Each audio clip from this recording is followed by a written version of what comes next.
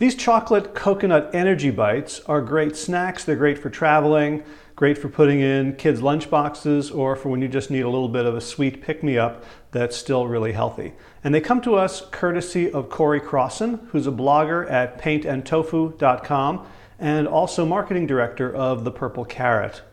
So basically, it's a whole foods recipe with the exception of the chocolate chips. So we start with a cup of regular old rolled oats and a cup of shredded coconut.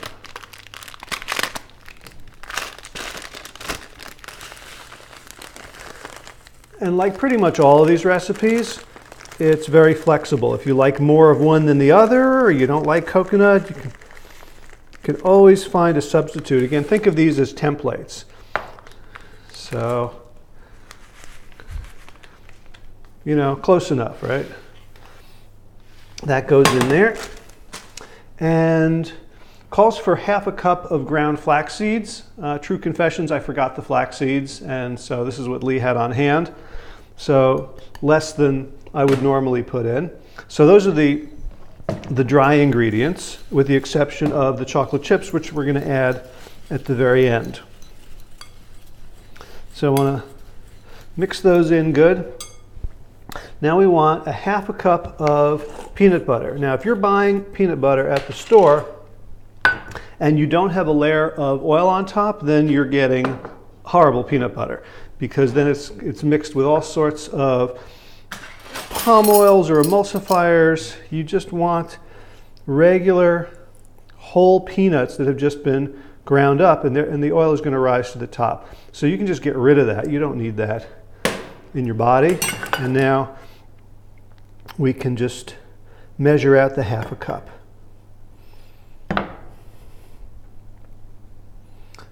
And there you go. This is a chunky peanut butter. Smooth, chunky, whatever works for you. Sometimes, true confessions, I just eyeball this because I don't feel like making a measuring spoon dirty. So after you've done this a while, and you can kind of sense how big a half a cup of something is, you can save a little bit of time that way. Okay, now we want a third of a cup of our sweetener, which in this case is maple syrup. Again, I would not use a dry sweetener here because you want this stuff to stick together. So there's your maple syrup. And after you've made it a couple times, you can see, is it too sweet, not sweet enough? Now 1 teaspoon of vanilla extract. And I have a habit of getting clumsy here. So instead of getting clumsy over the bowl, I'm going to get clumsy over my discard. So there is your teaspoon.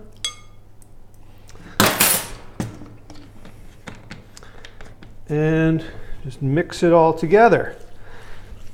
If you don't mind getting dirty, this is a fun recipe to just get in there with your hands. This is good.